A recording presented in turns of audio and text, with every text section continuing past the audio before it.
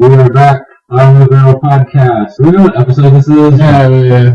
This is irrelevant. Like 5 or 6 or so. Still here on location in Greensboro, North Carolina. Nighttime. I'm Matthew Bailey here with Jermaine Beverly and special guest, Jonathan. Yay!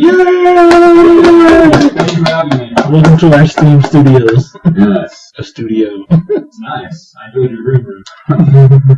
Pastries were fine. Only the best for our guests. So what brings you to Greensboro? Just having to do a little videoing for some Ritas. Eat some Ritas Italian Ice. Jonathan is one of the 2 geniuses behind those great Ice Guy commercials. Ice Guy ads. You can look them up on YouTube. Maybe we'll link them somehow. We should play some giant. Maybe you could play a clip here or 2. It's quality. I like it. It's good stuff. Time to do some new ones. Yes. You're a bit of a commercial maker, aren't you? Or is that your past job? It's more past, but it's integrated a little bit with the present job. I did work particularly in commercials when I worked at a TV station in Charleston. But now I'm working for a corporation, and we still get to do some commercials from time to time. I do a lot of training videos, but my boss has had me already do one commercial already, a few here and there. I see so many bad local commercials that I think, man, people just wanted to pay someone to make something somewhat decent. That's a lot of times that's kind of on the client, because I know when I was doing it, I'd come up with these great ideas. I'd be like, "This is gold, Jerry," and you would take it to them, and they'd be like, "No, I just want to do what everyone else is doing." And I hate that. And they squash the idea, and they just want to do something that was total crap. I'm like, it's not the production piece, maybe it's just these stupid clients. I make the people happy. Yeah.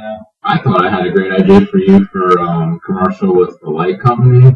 That was a good one. I wanted to use that. No, you got to tell us now. I believe, if I'm right, it was something along the lines of you turn the light on, and was it you either see the girl and a guy together, and you see the girl is not the most attractive, Yeah. and the tagline could be something about everything looks better in the light or something. Yeah, it was more or less that. I guess it would be the kind of the opposite of, turning the lights out to make it look better, but it was, their tagline for that company was, "We make everything look better with the lights on." Well, yeah, so you could have done that, Yeah. So something along the lines of, you turn the light on. The way I saw it was, you always hired like 2 different actors, and one was, you have to get somebody who's comfortable with being ugly, I guess. Which might be not so easy to find, but If you're paying them, they'll be fine. a dim-lit room and a girl who's obviously not attractive, but then you flip on one of these lights, and suddenly she turns into a gorgeous scene. I think that would be a great ad. I think it'd be hilarious. It would probably piss off somebody. Oh. I think it'd be hilarious. You have people looking for you. Yeah. But it would get noticed, Yeah. and that's important. Yeah. People. There's such things as that for us. Too sensitive. Have you seen the Kmart ads that got people up in a little bit of an uproar? No. Some of the mother groups. It's this. I think it's pretty funny. They're at a gas station, and it's something about talking about all the big gas savings and the big gas prices, and it's all centered around gas, but obviously it sounds like ass, and they're like, "Look at that big gas truck," and like, this is basically the entire spot is just them saying big gas, this, that, and the other, but it's soundcast. Are they on television or are they only internet ads? I'm not sure. I only saw it on the internet. I haven't seen it on TV. I think it's probably on TV in some markets, but I haven't seen it. So I'm not 100% sure, but I thought it was hilarious. It sounds hilarious. People are, A little sensitive. I think you need to decide in life what you're going to go take the time to protest. And if that's what gets you up in arms with so much crap that's worth protesting these days, then your life's going pretty well. It's good. So, being that you gained this experience with commercials and all that kind of stuff, are there any people you've noticed that are either really good at it, companies, just I don't know what I'm asking, maybe you see things on a technical level that we don't, or even all the way into film, because nobody actually shoots on film anymore, but do you see people, just from what you've had to do where you're like, you maybe appreciate more people from a technical level, filmmakers or... Oh, yeah, yeah. From, and a lot of it's not even people there's a few people I've seen him work with, but a lot of it's just people I found on the internet and stuff. They're not all joining us all together in this studio, but there's definitely some remarkable filmmakers out there that I've seen. Very, low budget production stuff, like people in their backyard making little short films and stuff that I've seen that are such remarkable quality that I'm just dumbfounded that they did it with the tools they had. Almost looks like it could pass for Hollywood stuff, some of the effects they do and stuff. But so I've definitely really inspired and impressed by some things I've just found online. There's an internet show I watch fairly regularly called Film Riot, and they have a lot of this kind of comical take on taking the mystery out of film mix, and it's really educational and fun, and really shows some cool things that you can do that Hollywood professionals do, and really cool. I guess there's so much with the computers and everything these days. It should be easier, I guess, in some ways, to make a good-looking film. Not that you don't have to be creative. Yeah, I think it's becoming more affordable to make. Yeah, I guess that's what it's like. Yeah, the tools are there. I mean, they're all tools. I mean, you still have to have skill. It's kind of like just because I've got nails and a hammer and wood, I can't build a house necessarily, but you have the tools to do it. But there's definitely things becoming way more affordable to make really good looking pieces of video. Like the cameras are way cheap for the quality you're getting now. I mean, they keep upping the quality, and the prices are still staying remarkably affordable for an indie filmmaker. And the software and everything they've got right now is remarkably affordable, all things considered. I mean, once you get, some Hollywood studios edit on the same things that I can buy. Actually, some of the software I have, I know that they've edited Hollywood movies on, so that's kind of cool. Well, look at Louis C.K.'s show. He edits on like a MacBook Pro. Yeah, right. Yeah, so like you said, it's definitely more affordable, and it probably inspires more people to get involved. Yeah, I think so. Definitely. It's not as intimidating as I would think it was as we were growing up. Yeah, it seemed more like just a dream we were growing up, but now it's almost more of a reality. At least to me, short films, little projects for yourself. You might not still become a big time Hollywood feature filmmaker. But Yeah. You might still be able to put out some pretty cool quality short films or something.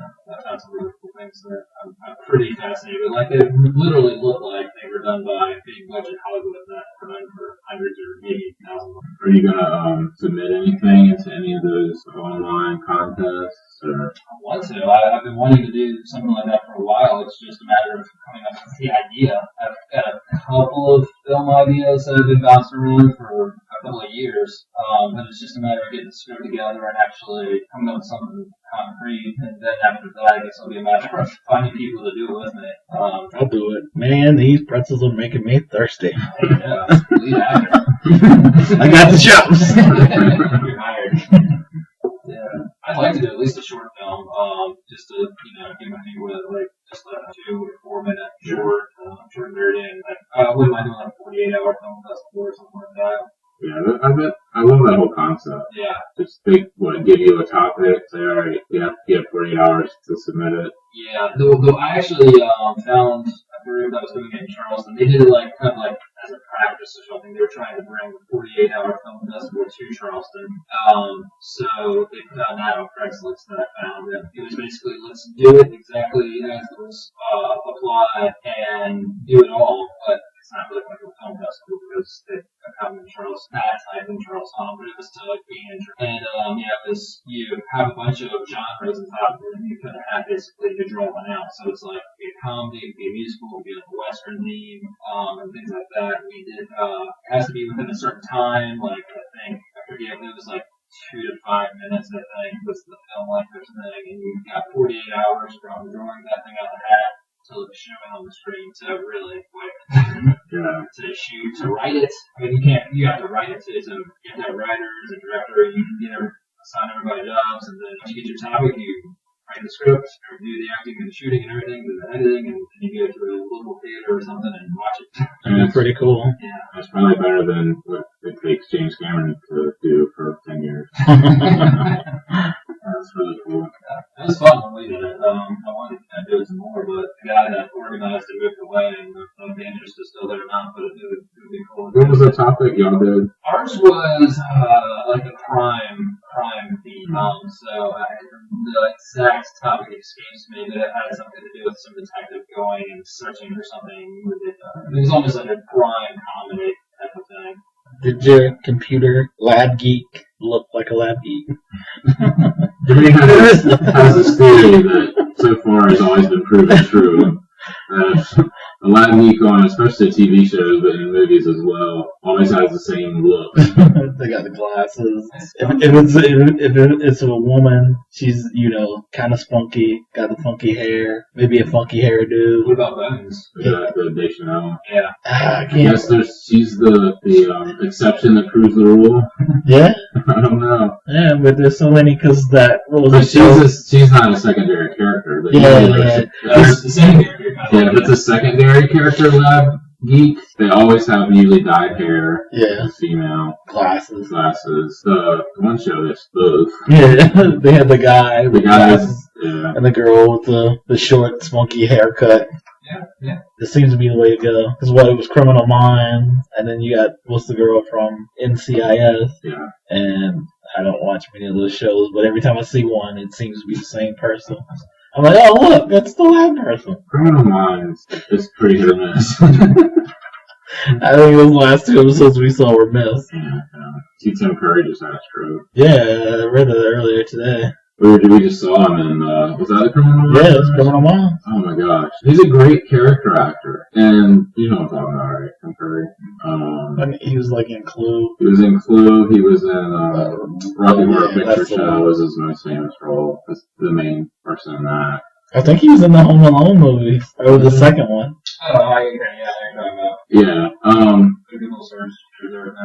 But his performance was so over the top that it was comical. Yeah. And I guess, I don't know if that's what they were going for. They gave him like really yellow teeth.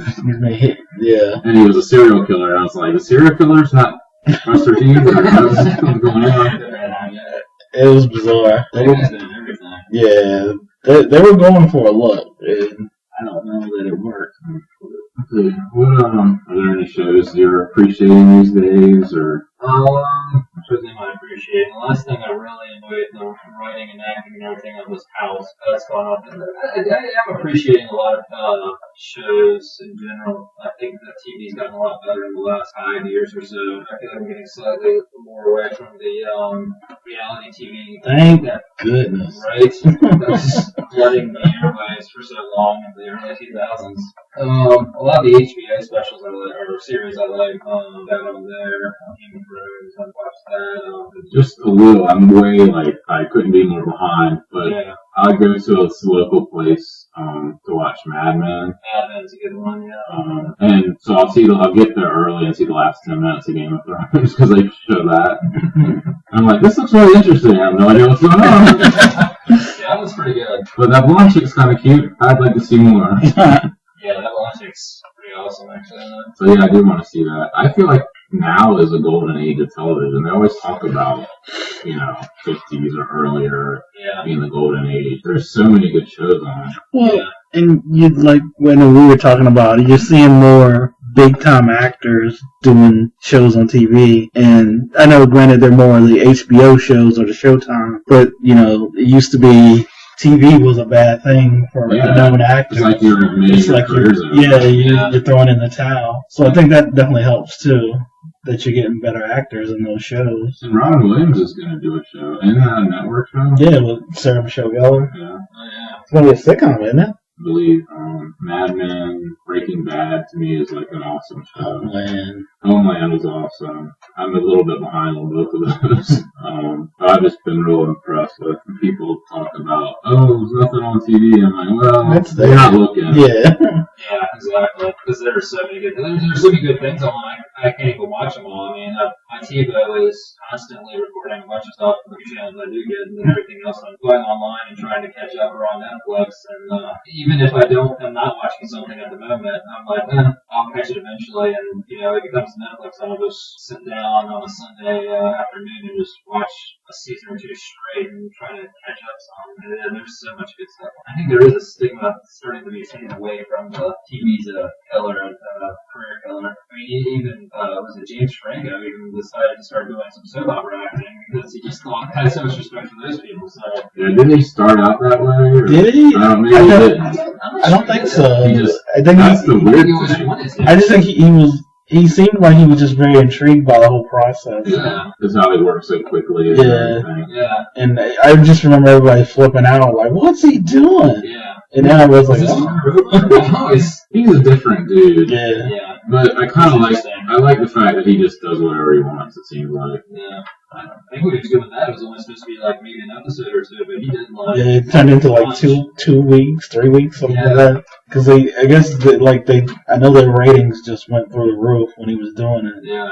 I know all three of us sitting here at least used to watch All My Children. Yeah, man, it was good stuff at one time. And they brought it back. How much have you watched of? I watched it back on as a Hulu. Yeah, on Hulu. You can watch it. I watched the first 4 or 5 episodes, I think it was. Mm-hmm.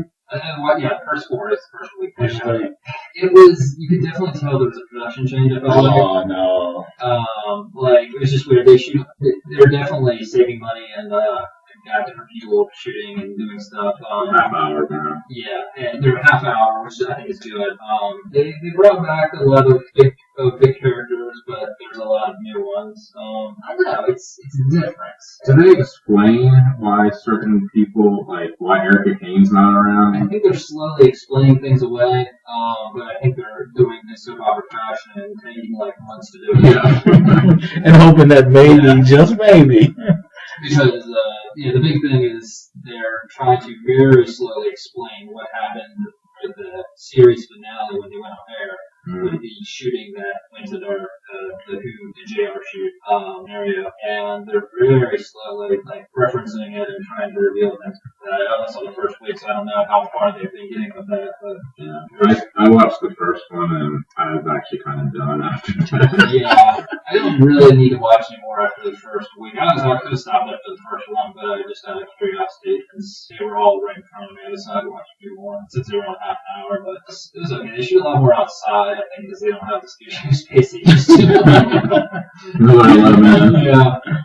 There's subtle weird differences to it, but I noticed they said shit in the one episode I saw at least twice. Yeah. And it kind of threw me. Yeah, I've heard it say it a few times since. I think that's the new favorite word to say now that they're on the internet. Yeah. Oh, we can get away with more, but we don't want to be too over, but we want to be a little edgy. Yeah. For that younger crowd, since they've got younger actors, I guess, they're like, say shit once an episode. Don't really draw them in. What do you think of the whole concept of television kind of moving towards the internet? Do you think that this could be like the next big thing? Do you think the internet could be a TV killer? Or do you think that a lot more shows are going to move the internet exclusively to the internet? There are some shows that are exclusively internet that are actually pretty good that I've found. Surprisingly so. I didn't think I'd ever watched a single show on the internet that was really. I think eventually, they're probably plotting it because it's gonna be way cheaper. Oh yeah. For the networks to do everything on the internet. There'd be no need for the big 30 Rock or anything like that and what it costs. So I don't know. I'm sure they're probably thinking, hey, how can we get ahead on this thing? Yeah, I'm sure. I watched the Hemlock Grove. Have you seen that? It's exclusively made for Netflix. Oh, like there's that one Jesse. Yeah, I can't say, but I know what you're talking about. Yeah. He's a politician. Yeah. This one is directed by Eli Roth, who did Hostel and other stuff. And it was pretty good. I mean, I was talking to Jermaine about it recently. It had high quality actors in it. Was that the Lily? Yeah, Lily Taylor was in it. I hadn't seen anything in forever, but I was happy to. That's one of the reasons I watched it when I noticed she was in it. Is it Anka Jansen? Yeah. Who was in X-Men and some other She was stuff. in Eulogy. Yeah, who's really attractive. Yeah. She's been on a lot. So it's got some pretty big names in it. So yeah, I think they'll just keep doing whatever works. They'll keep doing more and more of. How that translates to we only watch the news on actual television, or That might be the only thing yeah, that does it. I don't know. Or maybe everybody will have some hybrid TV that's really it's like maybe the Apple TV or whatever. Yeah, I can see that. You're really online all the time. Your TV's online all the time. I mean, I guess a lot of people are already kind of doing that. I could definitely see it moving that direction. You're always plugged in, you're always online all the time. I'm hoping that we are getting more away from some reality shows. Not everything. I've heard good things about like Duck Dynasty. Well, you just want a balance. Yeah. You don't want... They got their place. Because a lot of the networks were running to the reality shows because, they were easy, they were cheaper to produce. Yeah, and it was like, let's just do that. Yeah, and they're coming with crap ideas, and Fox especially was putting on some of the crappiest. Also, the dining show. What was the one? The Splash. I saw like what one episode. was the one with the couples on the cruise? Oh, it didn't last long. Not sure. But they were just going for the easiest. Let's put them somewhere where they're gonna get together and hook up. It's like Temptation Island. Yeah, that's the one. Yeah, okay. I remember, because I saw a little bit of that because I was so bad. I was like, whatever. I was just like, this is the epitome of reality television. They're like, well, we can't go wrong with this one. Yeah. Maybe American Idol getting such bad ratings this season is a good thing. Like a good sign that things will. And that wasn't even because Dancing with the Stars is still going. Yeah. Survivor is still strong. I wish I can't believe. Yeah, I mean, I think it's been on there. but people still get pretty excited for it. But maybe not, because think about it, they moved Survivor around a couple of times, which in the past they wouldn't do. Was a strong show, but CBS is kind of. Well, Idol's falling by the wayside though, because the Moise is picking up the slack. Yeah, it does. I haven't seen any of that, but that's kind of the new American Idol. Yeah. It's kind of replacing it. I see where they're bringing Christina Aguilera back. Yeah, already. And Shakira wanted to go tour around or do something like that. Oh, really? Yeah, I heard she was going back to do some more music. Enough time for it. No, the hips don't work. So, I think we should ask Jonathan the question. We were talking the other day about, some of the actors we like, and if we were making a movie, is there an actor that, or a couple of actors that you would say, these people have to be in my movie? I just had any choice of anybody? Yeah, just whatever. It'd be one person, two, as many as you want. One of my favorite actors of all time, which I can imagine myself and 99% of the women in the world will agree with, is Johnny Depp. Just because I think he's one of the most diverse actors I've ever seen. Like, he's one who would never be typecast into any one role. He's like, he really... You've already guaranteed that people are going to watch this. Yeah, well, you're going to watch it because Johnny Depp said that. And two, I just feel like he just molds himself into that character and becomes that character better than, almost anybody I've ever seen. I remember seeing movies when I was younger, and I didn't really know who Johnny Depp was. And years later, realizing that it was him and being like, crap, I didn't even realize because he was so different from anything else that I've ever seen him in. So, each character is so unique. He would be my list. Yeah, he's one of those rare guys that women love and guys kind of just respect him. Yeah. Because, he's solid. Yeah. I don't know any guys, I don't know how you feel about it, that are like, I can't stand Johnny Depp. Johnny Depp? Oh, cool. I actually read something not too long ago that was talking about nicest guys in Hollywood. And he's one of them? And he was on the list. I think it might have been Pirates of the Caribbean or one of his recent movies. Everybody was cold on set, so he bought everyone winter jackets. He went out to the store and brought back everybody. It's something crazy like that. That's pretty cool. But he does that kind of thing a lot. I believe he showed up to some girl's party dressed as Jack Sparrow, she was sick or something. Something seemingly unbelievable. Right. He's just that kind of guy. And I've also heard there's people always come out with lists of the best tippers and worst tippers in Hollywood, which to me is kind of interesting because I believe Tiger Woods is usually on the list for worst. Yeah. And Will Ferrell is I don't know. I think maybe not on the tipping thing, but I think he's on. Usually makes the list for like hardest autograph to get because he's kind of a jerk. Oh, really? Yeah, which is kind of disappointing to hear. Yeah. But Johnny Depp is on the list. I think for both, like best tipper and easiest, which I thought was interesting to get his autograph. Like you just approached him, he's got no issue with it. That's cool. And there's other people like I was, hearing about Will Ferrell was kind of disappointing. They said he does not want to be bothered, but so that's cool. Just thinking he's a genuine guy is kind of a neat thing. There's A-list actors, especially the longer they're in Hollywood, surprisingly, almost when they're still that easy to get on their film and that nice, just because the longer they're in it, I feel like you start to get more and more annoyed with approaching them and just like screw this, like just leave me alone. But that's pretty cool that he's not like that at least yet. Yeah. Anybody else or an actress? I'd have to ponder an actress. There's a lot of actors I like. I've always liked Tom Hanks from years and years ago. Way back when. I grew up really liking Michael Fox, one of my favorites when I was a little kid. That still is one of my favorites. Yeah, he's got a show coming out. Yeah. Did you see that? I just saw it the other day, like the Michael J. Fox show or something.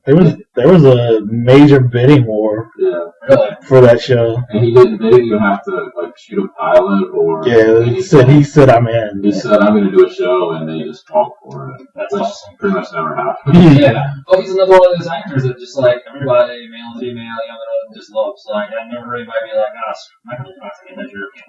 It's like everybody loves Michael J. Fox. And I think I might be mistaken, but I'm pretty sure he's playing a version of himself, like a guy with Parkinson's. Oh, really? I think so. I heard that too. So he doesn't have to worry about hiding the tremors and everything, or just playing it away. It's just this is me. Yeah, that's good. I feel like somebody had to bring that. Is there any? Another thing we're talking about is we're hitting around maybe before. Is there any director or filmmaker that you think, wow, I really dig this guy's or girl's movies, but I feel like I'm the only one, or somebody that maybe is underappreciated, somebody people either rag on, you're like, I think he's pretty good, or just somebody you think deserves more credit, maybe, even if they are regarded, or. Yeah, that's a tough one. Because I'm like, darn. Because a lot of the ones I like, I think are probably the status that he probably deserve. I liked earlier in his career M. Night Shyamalan stuff, but then his second like 4 or 5 movies are so crap and really let me down. Always felt like he had great potential, but for some reason it always started falling short. So he would be on my list of biggest disappointments. Which was the question, but. The flip of that though is there someone you think's overrated? He would probably be on my list then, overrated. Or gets too much credit. Yeah, which I don't know if it's as much anymore just because he still has so much credit. He has a pretty bad reputation right now. Yeah, I think years ago he still had a pretty good run, and he was still kind of. But I think people are a little bit more privy to his run of bad movies now. I actually heard a theory about I can't remember the name of the movie, but he produced one where it was about an elevator. Do you remember what I'm talking about? Yeah, the devil. Yeah. I never saw that, but yeah. There's a theory which I don't really buy, but it's interesting his career has gotten to this point because it says produced by M. Night Shyamalan. Mm-hmm. There's a theory that he directed it, but his reputation is such that they didn't really want anybody to know he directed it. Wow, that would be funny. That's true. Mm-hmm. He's got to start going by an alias on his own movies now. Excuse me. Just to hold the box office. What's interesting to me is I enjoyed The Sixth Sense. Did he have a movie before that one? Before The Sixth Sense? Did he? He had one after. I don't know if he had one before. Maybe a short film. Maybe I think it was something kind of under the radar. Okay. I don't know. But Sixth Sense was definitely, if not his first major one. That was his first major one. Yeah. And then I know people rag on it, but I really liked Signs. I thought Signs was good. Yeah, I liked Unbreakable. I thought Unbreakable was underrated, actually. And I think I've noticed that it's kind of grown in stature. Oh, has it? Yeah. I know at the time people were like, oh, what is this? I liked it. Sixth Sense was actually his third one. What was it? But his first major one.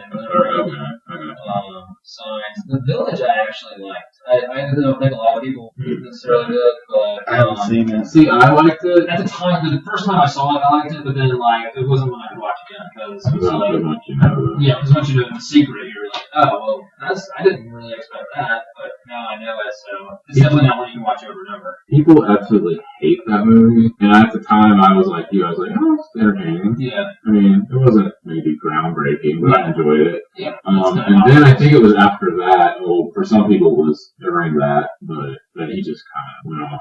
It hasn't made anything good sense. Yeah, I'm really looking at this list right now, like Lady in the Water. Yeah. I think I saw that, and it was really bad. That was the first one I saw. The rest of this. What was the one with Mark Wahlberg? The Happening or something like I that? believe it happened. Yeah, that happened. Okay. Yeah, that was after Lady in the Water, and then that thing. See, that was, that's right in the middle of that run that people were just And it's like angry. The Village, especially. Yeah. People hated those three movies. Yep. Has he done anything since The Happening? Directed one? Well, didn't he do that, that Avatar thing? Yeah. They couldn't use Avatar because of the, Last Airbender, which based on that cartoon. No, people killed it. That's interesting. I didn't. Y'all probably knew this, but I didn't until just now. And maybe they're just trying to keep it under wraps because, like you said, because of the reputation as of late. But After Earth, the TV thing, or the movie with Will Smith and his son. Oh, the one that's they're doing the promos for. Oh, that hasn't come out. Right? It Yeah. hasn't come out yet. But is he as a producer or a director? He's a director and a writer. Wow. Yeah, they're not hyping it. It's all about Will and what's his name, Jaden Smith. That's his wife. No, I think you're right, Jaden. Jaden and Jaden. Yeah, Yeah. that's what it is. Yeah, Jaden Smith and Will Smith. I mean, that's all I've heard about with that movie. I did not know he was involved in that at all. So that'll be interesting. I remember watching like a DVD extra for Signs where he was talking about it and saying, after every film, I know exactly what I'm going to do in my next film. Mm-hmm. And this, talking about Signs, he said, this is the first time I've had no idea what I'm going to do next. Which is interesting because it was at that point. Yeah, that's what That's everything. pretty much the decline Yeah. they were on after. That's like 6 movies. I don't know. I hope he writes the ship because at least 3 really, but of his films I really like. In that time period of Sixth Sense, Unbreakable, and Signs, I liked all of those. Yeah. Those are the only 3 I've seen, and I liked them all. Yeah. And then they wrote the screenplay for Little also. What? Hollywood. Gosh, I think I remember that movie. I think that's one of those things you'll find on like crack.com, Yeah. like things you would not expect. Like that Michael Jackson wrote Do the Bartman. What else you got, man? I was always gonna be me. Hey, man. I'm putting the pressure on you. You like to fade out sometimes. Yeah, any directors you think you just don't get personally? Or Nah, I try to watch as many as possible, but there's not one that sticks out to me where I'm like, what's the best movie you've seen lately? lately. Oh, you put me on the spot. Ever? Okay, let's do it again. It's a tough question, man. I like too many movies to pick one. That's why I said lately. Well, you gotta get lately. The last month. Well, I saw Signs in the last one. Like, it's one that, like, when we were talking about actors that kind of make you, and Mel Gibson is way before everyone else hated him. He was back in college. I was like, ugh. You guys were like, watch Braveheart. And I was like, no thank. Well, I can't stand Mel Gibson. It's that he makes me angry, and I don't. And at that time, I really had no reason why. I'm just like, as soon as he walks on screen, I'm like, ugh. But I always hear people. I'd always heard people talking about Signs. I was like, maybe I should just watch this movie. I did. I was like, whoa, pretty good. The Girl with the Dragon Tattoo, the original one. Saw that recently. See, I saw the original 3. For what? English or something like Swiss? I don't know. I can't. I know I should know that. But anyway, I like them all. And that's why I never saw the new one. See, I've seen both, and I like both movies. I think you would too. Do you have a preference over which The lead actress you like the best? Rooney Mara. That And I feel like since I saw that other girl originally, in the You first probably movie, won't like her. I probably won't like her See, anymore. and I saw the remake first, Yeah, so I'm like, because I thought the original chick just nailed it. I'm like, who can be as good as her? what about you? Everything I've been watching lately is sort of catching up with things on Redbox and stuff. The very last thing I watched was actually a Disney movie. Was a Little Mermaid. There was Brave, the Irish whatever. Is that? Oh, wait a minute. Who's in that? Who does voices in that one? I'm trying to think. Not the girl. Yeah, with the red hair in it. No. I don't want to lose your train of thought, but isn't that the one with the controversy that they tried to change her look? Yeah. And so many people freaked out they went back to her old look. Yeah. But I don't know why they would do that if it was a hit. Bill McDonald, the boy, Thomas Ferguson, the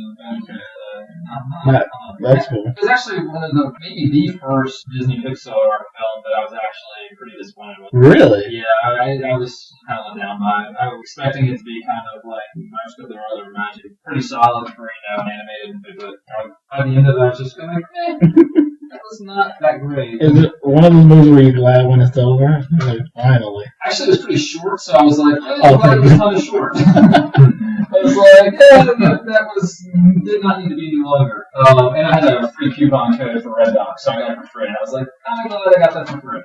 But What about you, Matt? What's the question? it's your question. That was a long time ago. This is the best movie you've seen recently.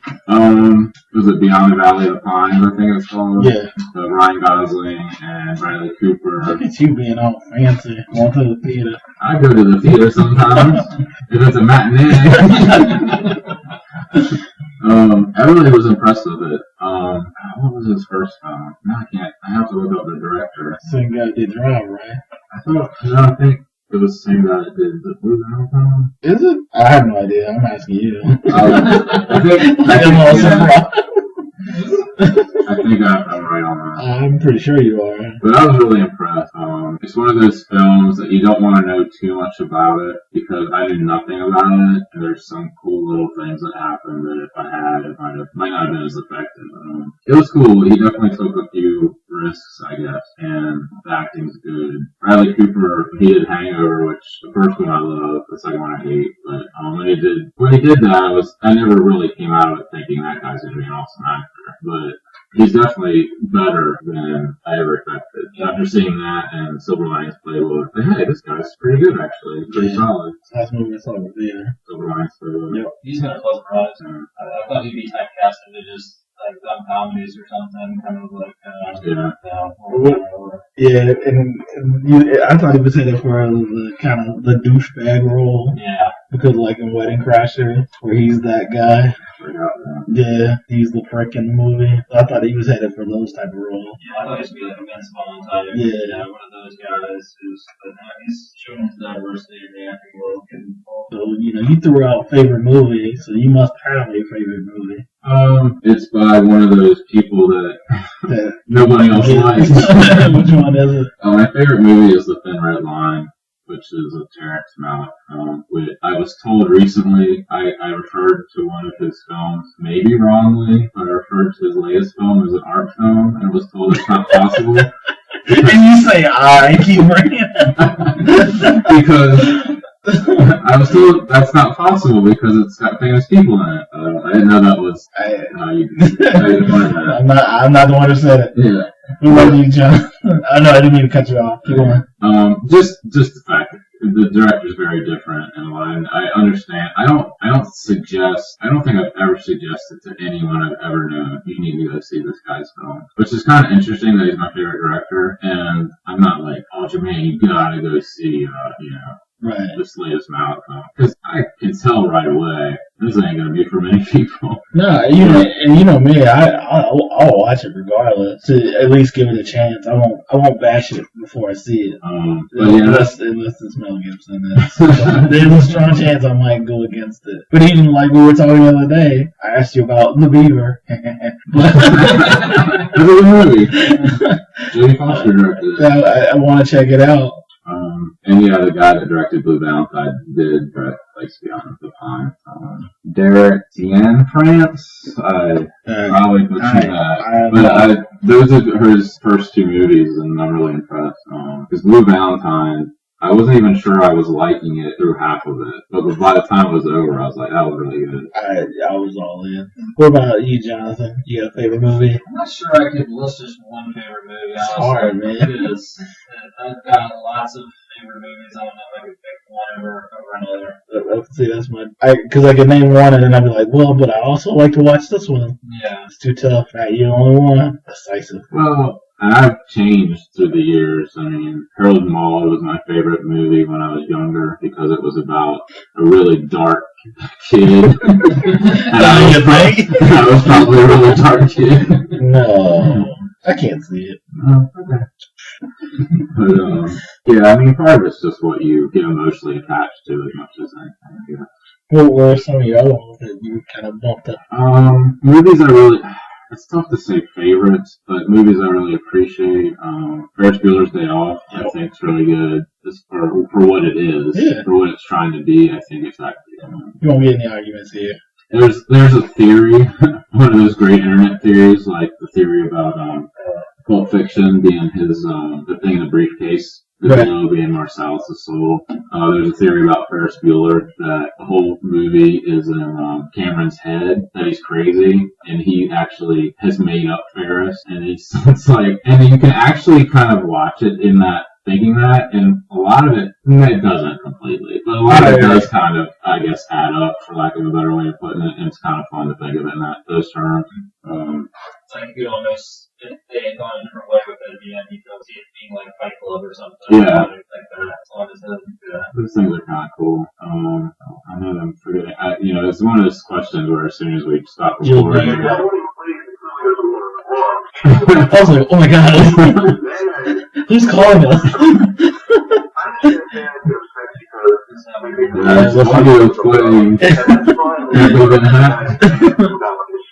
And we're back. Let's see. Actually, a movie that I think is better than the normal. It elevated what it could have been that I respected a lot is The Silence of the Lambs. Still haven't seen it all the way. Yeah. There's just so much in that film, more than the normal suspense serial killer type movie. It's just so well directed and edited. Just little touches that the director did, like the use of color, the use of red, how he puts it in there, and there's just a lot there. And I enjoyed, more or less enjoyed the sequels or the movies that came afterwards, but they were just not nearly on the same level. I don't know, favorite movie. Top of my head, those are the ones. Okay. No Country for Old Men is probably one of my favorite movies. Big Lebowski. I like the Coen Brothers a lot. I like, actually, as much as my stock answer for Tarantino is Pulp Fiction, Kill Bill 2, I think, is probably one of my favorite movies. I like both of those. Yeah, I like them both. But actually, and a lot of people would say they like the first one better, but I actually think the second one's a little bit better. There are a lot of things in the film. Yeah. Oh, I mean, I can't knock it. I just think the whole thing is so much fun. Yeah. What are we arguing? Yeah, I didn't think we were really. No, but it always becomes that because when you talk about those movies, I'll come across people that are like, I like two, I like one, I like two. I'm like, I like both. Like, I can't watch one without the other. And, no one can, but I know people that are like, I can just watch number two and not even watch the first movie. And I'm like, I can't. Yeah. It's almost one continuous movie, really. Yeah. Well, it's what it was shot originally that way. planned. Right, so it's, I feel like one, the other, not your typical sequel where they go off in another direction. Thank goodness. But it is cool, though, that the first one is more martial arts, kung fu movie, and the second one's more spaghetti western. Right. So that part is kind of cool. I think that might be it for us. Are we done? Anyone got anything else they want to bring up? I don't know. I guess that's a good place to stop. It's almost bedtime. Oh, dude, it is late. I think we'll be back soon. We think Jonathan will be joining us again, and we think someone else will. We may have two more guests. We think so. We'll But see. don't hold your breath. There's probably one. They might be too good for us, but they're not. How's that for hyping up? That's great. What a great team. There's nothing I can say better than that. Thanks for listening. word.